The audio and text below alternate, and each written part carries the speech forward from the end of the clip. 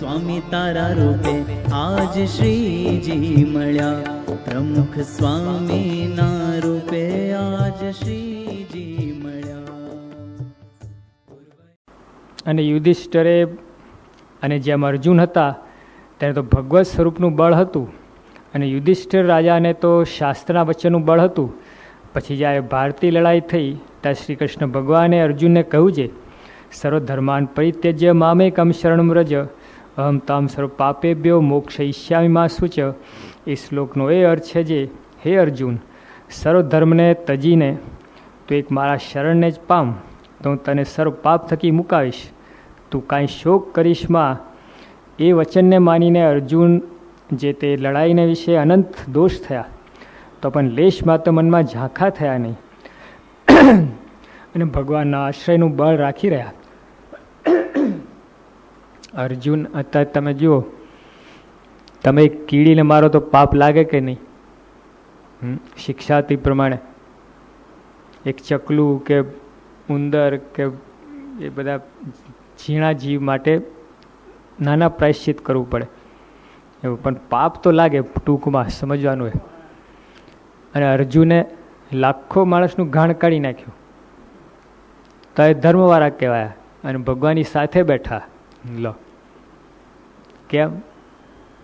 ભગવાનના વચને કર્યું, અને એમાંય સ્વરૂપ નિષ્ઠાનું બળ હતું. પોતાની ઈચ્છા નથી, એમને લેશ પાત્ર ઈચ્છા નથી લડાઈ કરવાની, પણ કેવળ કૃષ્ણ ભગવાનની ઈચ્છા જાણીને જ યુદ્ધ કર્યું. તો રાજીપો થયો, પણ પાપ તો બાજુમાં રહ્યું. ઉપરથી ભગવાનનો રાજીપો થઈ ગયો, ભગવાનની સાથે બેસી ગયા, ભગવાનની સાથે સોનાના થારમાં જમે છે. લો, અને યુધિષ્ઠિર આટલા ધર્મવાળા, શાસ્ત્રના વચનમાં રહેવાવાળા, પણ તોય ફેર પડી ગયો.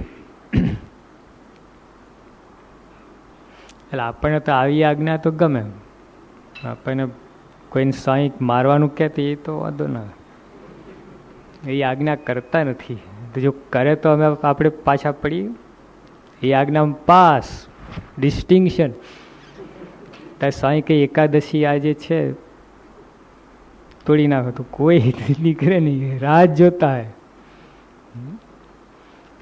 આ તો તે વખતે આવા સંતો હતા. મુક્તાન સાંઈને મારે 3 વર્ષ વાતો કરી, તમને વૈરાગ ઓછો થયો. લો, ને આપણે 30 વર્ષ વાગે ચડે જ નહીં વૈરાગ, ઉતરવાની ક્યાં વાત છે? પણ તો એ કહેવાનું શું કે એક તો આ સમજણ હોય, દ્રઢતા હોય, પછી પોતાના બળ પ્રમાણે, શ્રદ્ધા પ્રમાણે ધર્મ નિયમ હોય, અને એમને પ્રસન્ન કરવા માટે જ ધર્મ નિયમ. હા, ભગવાનની પ્રાપ્તિ કે અક્ષરધામની પ્રાપ્તિ કે એના માટે ધર્મ નિયમ ત્યાં કામમાં આવે એમ છે જ નહીં, બહુ ટૂંકા પડે. તો હાથી ખરીદવો હોય ને પછી 2 દોકડા લઈને જઈએ, કોઈ કંઈક કેમ આ હાથી આપો ને, ચલ 2 દોકડાને હાથી લેવા એના જેવું છે. પણ ઓલો આપી દે, લાય ભાઈ તારે ચાલ 2 દોકડા ઉઠાય હાથી. ભાઈ બીજો કોઈ સમજે કે ભાઈ એને 2 દોકડામાં આપ્યા, ચલો આપણે લઈને જઈએ, એમ નથી. ઓલા મનમાં વસી ગયા એટલે આપી દીધું એને. 2 દોકડાને લીધે ઓછા આપે, એને આપવું હતું તો આપી દીધા. એમ ભગવાને આપણને અક્ષરધામ આપી દીધું છે. હવે તો પ્રસન્ન થવા જ બેઠા છે, એટલે આપણે ગમેલા સાધન કર્યું તો 2 દોકડાને ઠેકાણે છે. એટલે એ તો ભગવાન દયાળુ છે, પણ તોય રાજી થવા બેઠા છે. એટલે એના માટે ધર્મ નિયમ આપણે પાડીએ છીએ, ભગવાનની પ્રાપ્તિ, ધામની પ્રાપ્તિ, એના માટે આ બહુ ટૂંકા પડે એમ છે. ભગવાન રાજી થાય છે એટલા માટે આપણે પારવાનું છે. પ્રમુખ સ્વામી રાજી થાય છે એટલે આપણે ધર્મ નિયમ પાડવાના છે. એટલે આપણે આ બધું જે કંઈ આપણે સાધન કરીએ છીએ બધું જ કરવાનું છે, પણ એ પ્રસન્નતા માટે, ભગવાનના ધામની પ્રાપ્તિ માટે નથી. એ તો ભગવાન દયા કહીને આપે તો જ, બાકી એની કિંમત ચૂકવી શકો એમ છો જ નહીં. આખા આપણા બધા બ્રહ્માંડના જીવ ભેગા થાય, બધાનું પાપ અરે પુણ્યનું ટોટલ મારીએ અને પછી એ ટોટલ ધરીએ ભગવાન આગળ, તોય ભગવાન રસ્તો પકડો એવું છે. તથા વ્યાસ એ શ્લોકનો એ અર્થ છે જે હે અર્જુન, સર્વ ધર્મને ત્યજીને તું એક મારા શરણે જ પામ તો તમને સર્વ પાપ થકી મુકાવીશ. તું કાંઈ શોક કરીશમાં. એ વચ્ચેને માનીને અર્જુન જે તે લડાઈને વિશે અનંત દોષ થયા તો પણ લેશમાં તો મનમાં ઝાંખા થયા નહીં અને ભગવાનના આશ્રયનું બળ રાખી રહ્યા. અને યુધિષ્ઠિરે કાંઈ પાપ કર્યું નહીં તો પણ શાસ્ત્રના વચનનો વિશ્વાસ હતો. તેણે કહીને એમ જાણ્યું છે મારું કોઈ કાર્ય કલ્યાણ નહીં થાય. શાસ્ત્રના બનાવનારને વિશે વિશ્વાસ નહીં, શાસ્ત્ર વિશ્વાસ એટલે રહી ગયા.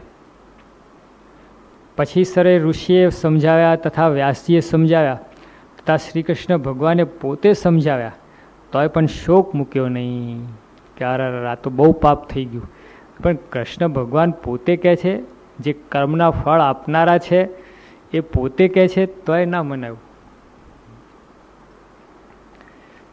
પછી શ્રી કૃષ્ણ ભગવાને ભીષ્મ પાસે લઈ જઈને શાસ્ત્ર સંબંધી કથા સંભળાવી ત્યારે કાંઈક વિશ્વાસ આવ્યો તો પણ અર્જુન જેવા નિસંશય થયા નહીં.